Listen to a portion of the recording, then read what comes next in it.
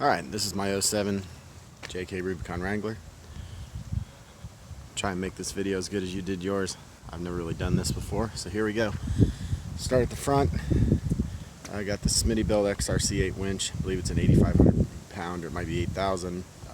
Bumper, custom front bumper. D-rings, 2 sets of fog lights. They're halo headlights in there, but they're not hooked up as a halo. They just come on with the regular headlights. LED parking lights, chrome grille inserts. Every light on the Jeep's LED. Inside, outside, I've done all the dome lights inside and everything. Go down to the front here. It's Dana 44, which the Rubicons came with the Dana 44. The non-Rubies came with the Dana 30. You also get the electronic locking differentials with the Rubicon. Those did not come in the non-Rubies. There's also a sway bar disconnect. These come with a electronic sway bar disconnect from the factory, but the motors wear out and they're really prone to going bad. I don't know if you can see. Let's see here. That little knob right there on that aluminum plate replaces where the motor goes in. You just twist that knob to unlock the sway bar and then twist it back the other way to lock it. Much more reliable. Flat fenders on it there. 17-inch chrome wheels, 37s, which have probably, I don't know how much miles they have on them, but they have all kinds of tread left on them. You can see it's, I'd say they're easily 75-80% tread. Let's see here. Moving on, it's got the light bar across the windshield, and then the light bar brackets have these pod light mounts built into them, and they all work. I guess while we're up here, these are high-end aluminum hood latches. The JK's factory hood latches tend to get loose. They're rubber, and then the hood's flutter rather. Open the hood here. Just put the motor in. Got the air raid cold air intake. I put a new battery in it this weekend. You can see under here everything's pretty straightforward.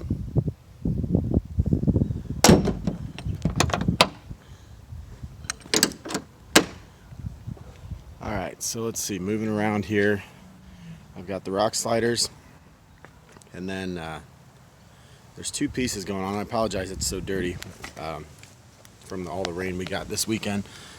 The rock sliders are here. Obviously they bolt on, and there are 2 ways to bolt on the rock sliders. These are the better ones. These bolt to the body mounts as opposed to some that bolt to your pinch weld. And then this is a stick-on plate, and this is a considered rocker armor. And it runs the length of each Jeep, each side of the Jeep. I told you there's some rust on the rockers. I'll show you that here in a little bit. So, excuse me, that's what covers the rust up, and it helps on the trails. I do a lot of trail riding, so just the armor. Windows are tinted. Factory hardtop. I also have the factory soft top for it. I'd say the soft top's not 100% perfect. It's probably a 7 or 8 out of 10. It's just a little worn, but it still works fine, does not leak. Ran it all summer. Let's see, moving around to the back. These don't have a gas cap from the factory, or a gas door rather. This was installed. It's metal, not plastic. Coming to the back. Let's see here. LED taillights, custom rear bumper. License plate's been moved to the spare tire. Normally goes underneath the tail light there. It got caught on a trail and ripped it off, so I relocated that. It does have a hitch on it too. CB works, CB antenna. Guess we'll open the rear glass while we're back here. Sorry about all the stuff back here. But this is the back of it. A little dirty. We were in a holiday parade last night, so we had Christmas lights and wreaths all over it. But factory sub, I upgraded the sub to a Planet Audio sub. The whole audio system's actually been upgraded on this one.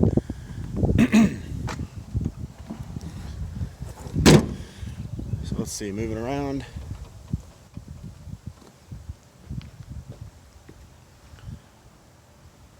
Body's pretty clean. You got your minor scrapes and stuff, nothing major. There's one scratch on it that makes me mad every time I see it, and I'm going to show you that right now. You can see that right there. I hang the hard top from the roof, or from my garage roof, inside from the rafters, and I was sitting under the hardtop with the Jeep pulled in, and the hardtop was hanging, and I pushed the clutch in and the Jeep rolled forward and the corner of the hardtop caught the hood. So that's what that scratch is from. I haven't tried to mess with it any. But anyways, it's a 6.5 inch lift. Basically it's a 4-inch zone lift, and then if you look here, this is a 2.5 inch spring spacer on top of the 4-inch lift. And to do that, I've done that on about 4 or 5 different Jeeps over the years. To do that, you got to run adjustable lower control arms, which are what these are right here. They're rough country arms to correct your alignment angles. You also have to add the steel brake lines, the lengthened brake lines, and then I've got the shocks on it too. I guess now we'll move inside. Hope I'm doing all right on this. So inside, these are, I forget the brand of the company. They're like $400 seat covers though. They're the waterproof neoprene seat covers. These are custom made grab handles. They use a mini shackle here and then they actually bolt in here. It's kind of a camo design, but you can see inside's pretty clean. It's got a Boss Audio in-dash, that's a double din in-dash DVD, so it's a TV built into it. Also have the kicker speaker upgrade, so all the speakers inside are kicker. You can see the CB down there. Trying to show you everything here. I'll kind of pull all the doors open, just walk around for you.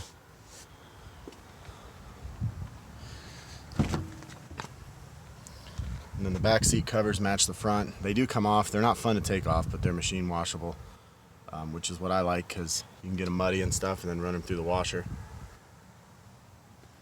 Had kids in here last night. A little bit of a mess, but you get the basic idea. So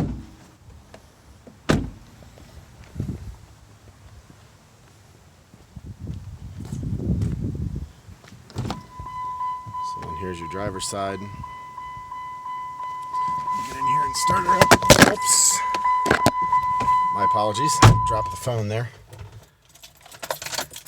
So the mileage is 132, 237. You can see no check engine lights, no anything.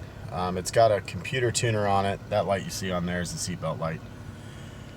Got a computer tuner in it, so you can like run diagnostic codes, and I have the 93 octane tune in it right now, which does make a noticeable difference on the highway driving. Buzzing around town, it's not too bad, but I use the 93 octane for all that I drive it. So here is a 4-pod switch. You got your LED light bar above the roof. This is the second set of fog lights on the front bumper. The first set is wired into the factory fog light switch, which this turns your headlights on, then you pull this to get your fog lights. So you get one set of fog lights on there, and then the other set's here. And then, I'm sorry, these are the work lights, which are the ones on the A-pillars. And then your other set of fog lights are here.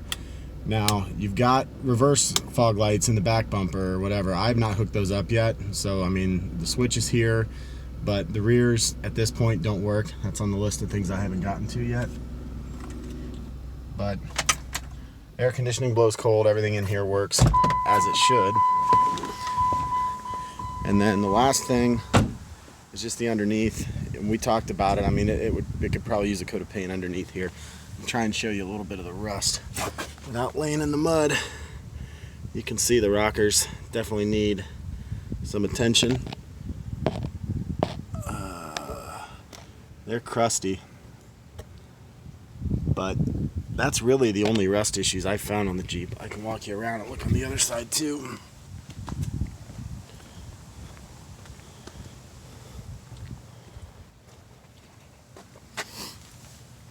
You